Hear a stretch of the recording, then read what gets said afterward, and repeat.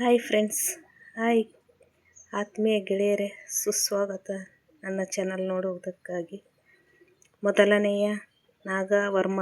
ಈ ಹಿಂದೆ ನಾನು ಒಂದು ವಿಡಿಯೋ ಹಾಕಿದ್ದೆ ಈ ನಂಬರಿಗೆ. ಆದಿಕವಿ ಪಂಪ ತ್ರಿರತ್ನಗಳಲ್ಲಿ ಮೊದಲನೆಯವರು ಅಂತ.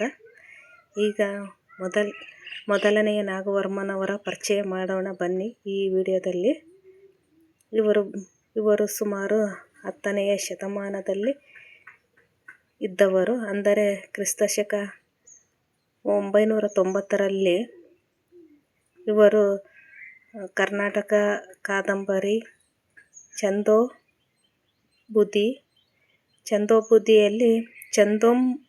ಚಂದೋಂಬುದಿಯಲ್ಲಿ ಇವರು ಭಾರಿ ಸೊಗಸಾಗಿ ವರ್ಣನೆಯನ್ನು ಮಾಡಿದ್ದಾರೆ. ಅವರು ತ್ರಿಪದಿ, ಷಟ್ಪದಿ, ರಸಿಕರ ರಾಜ ಎಂದು ಅವರು ತುಂಬ ವಿವರಣೆಯನ್ನು ನೀಡಿದ್ದಾರೆ. ಅವರು ವೃತ್ತಾಕಾರದಲ್ಲಿ ಛಂದಸ್ಸನ್ನು, ರೂಪ, ಅಲಂಕಾರ ಎಲ್ಲ ಥರದಲ್ಲಿ ಬರವಣಿಗೆಯಲ್ಲಿ ಅವರು ಬರೆದಿದ್ದಾರೆ.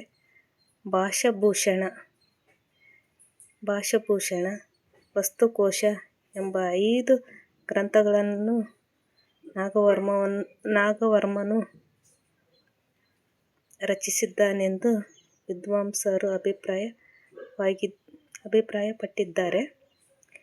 ಈತನು ಪಂಪ ಪೊನ್ನರಂತೆ ವೆಂಗಿಪಾಳುವಿನವರು,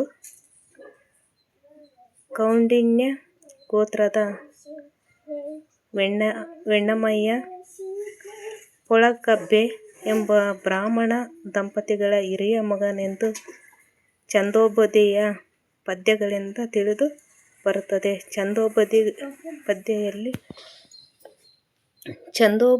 ಛಂದೋಂಬುದಿಯ ಪದ್ಯದಲ್ಲಿ ಇವರು ಭಾರಿ ಸೊಗಸಾಗಿ ಬರೆದಿದ್ದಾರೆ. ಇವರು ಸುಮಾರು 10ನೇ ಶತಮಾನದವರು. ಕ್ರಿಸ್ತಶಕ 990ರಲ್ಲಿ ಹುಟ್ಟಿದವರು ಅಂತ ಸೊಗಸಾಗಿ ಬರೆದಿದ್ದಾರೆ. ಛಂದೋಂಬುದಿಯ ಪದ್ಯಗಳಿಂದ ತಿಳಿದು ಬರುತ್ತದೆ. ಕವಿರಾಜ, ಬುಧಬಜ್ಜವನ, ಕಳಹಂಸ, ಕಂದಪರ್ವ.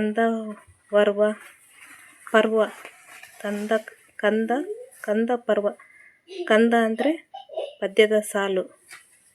ಕಂದರ್ಪ ಅಂದರೆ ಮನ್ಮಥ. ಇವರು ರಸಿಕರು, ಮನ್ಮಥರು.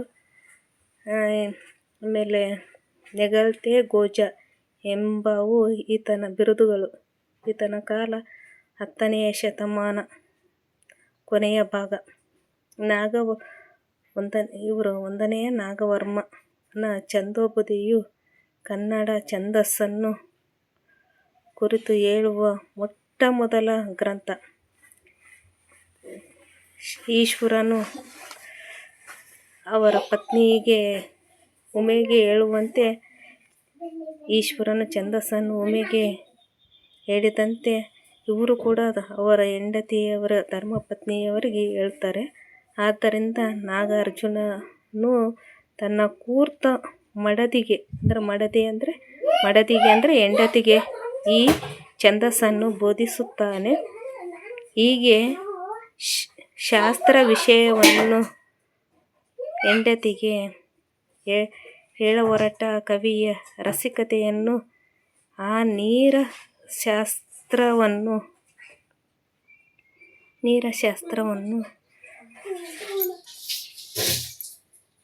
ಹೆಂಡತಿಗೆ ಹೇಳಹೊರಟ ಕವಿಯ ರಸಿಕತೆಯನ್ನು, ಆ ನೀರಸಶಾಸ್ತ್ರವನ್ನು ತನ್ಮಯತೆಯಿಂದ ಕೇಳಿದ ಆ ಕವಿಪತ್ನಿಯ ತಾಳ್ಮೆಯನ್ನು, ಸಹೃದಯತೆಯನ್ನು ನಾವು ಅಚ್ಚರಿಯಿಂದ ಮೆಚ್ಚಬೇಕಾಗಿದೆ.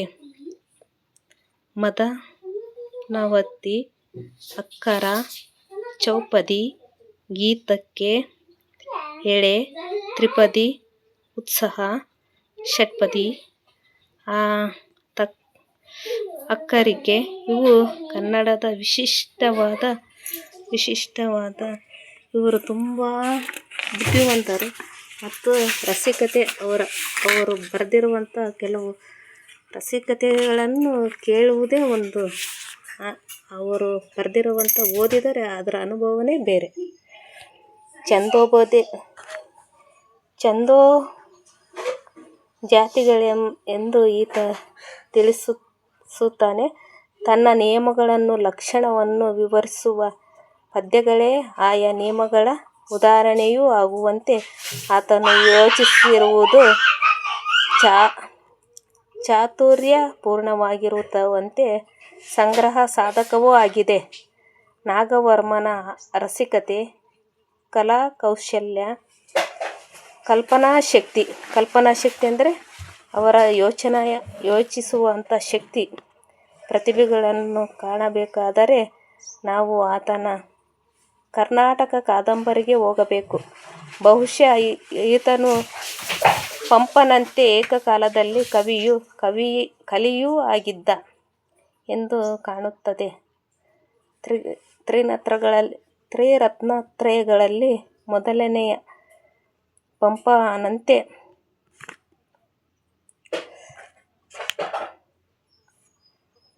ಪಂಪನಂತೆ ಏಕಕಾಲದಲ್ಲಿ ಕಲಿಯೂ ಆಗಿದ್ದ ಎಂದು ಕಾಣುತ್ತದೆ. ಈತನ ಕೃತಿಗೆ ಮೆಚ್ಚಿ ಭೋಜರಾಜನು ಈತನಿಗೆ ಹಲವು ಜಾತಿಯ ಕುದುರೆಗಳನ್ನು ಕೊಟ್ಟಿದ್ದನು. ಇಷ್ಟೇ ಅಲ್ಲ, ಪಂಪರನ್ನರಂತೆ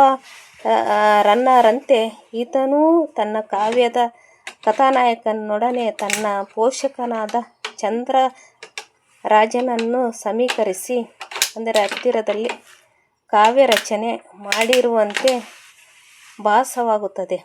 ಆದರೆ ಆ ಚಂದ್ರರಾಜನಾರೋ, ಆತನ ಬಾಳಕಥೆ ಎಷ್ಟರ ಮಟ್ಟಿಗೆ ಕಾದಂಬರಿಯ ಕಥೆಯನ್ನು ಹೋಲುತ್ತದೆಯೋ ಇದ ಮಿಥ್ಯ ಸುಳ್ಳ ನಿಜನ ಎಂದು ಹೇಳಲು ಸರಿಯಾದ ಸಾಧನಗಳು ಇಲ್ಲ. ಸಂಸ್ಕೃತ ಕಾದಂಬರಿಯೆಂದರೆ ಕಥೆಯೊಳಗೆ ಕಥೆ ಹೆಣೆದುಕೊಂಡು ಹೋಗಿ ದುರ್ಗಮವಾಗಿರುವ ಒಂದು ದೊಡ್ಡ ಪೆಳ್ಳೆ, ಕಷ್ಟಕರವಾದ ಒಂದು ದೊಡ್ಡ ಪೆಳ್ಳೆ ಮುಳ್ಳು.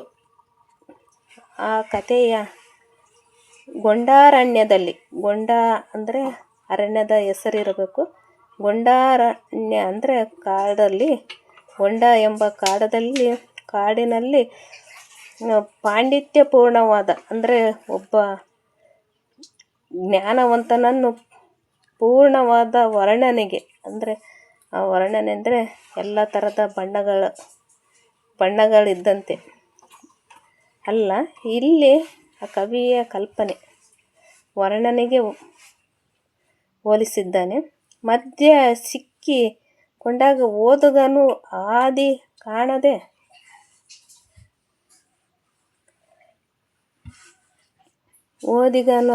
ಕಾಣದೆ ಕಣ್ಣು ಬಿಡುತ್ತಾ ನಿಲ್ಲಬೇಕಾಗುತ್ತದೆ.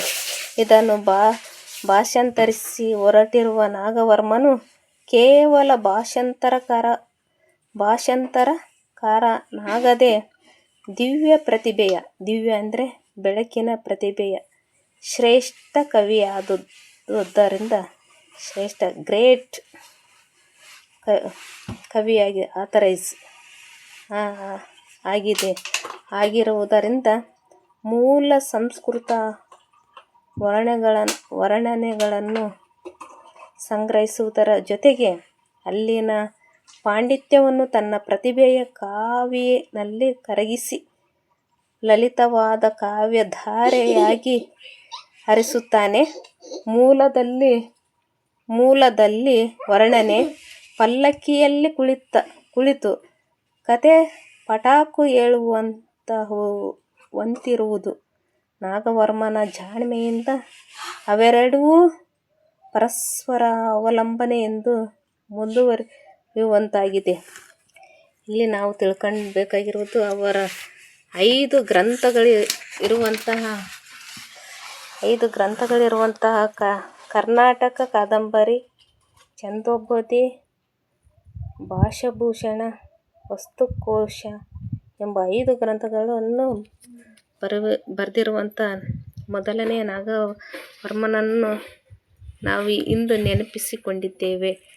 ಈ 1ನೇ ನಾಗವರ್ಮನ ಕಥೆಯ ಬಗ್ಗೆ ಏನಾದರೂ ಕವಿಯ ಬಗ್ಗೆ ಏನಾದರೂ ನಿಮಗೆ ಇಷ್ಟವಾದರೆ ಒಂದು ಲೈಕು ಕೊಡಿ, ಒಂದು ಶೇರ್ ಮಾಡಿ ಅಥವಾ ಸಬ್ಸ್ಕ್ರೈಬ್ ಮಾಡಿ. ದಯವಿಟ್ಟು ಶೇರ್ ಮಾಡುವುದು, ಲೈಕ್ ಮಾಡುವುದನ್ನು ಮರೆಯಬೇಡಿ. ಧನ್ಯವಾದಗಳು. ಶುಭ ದಿನ.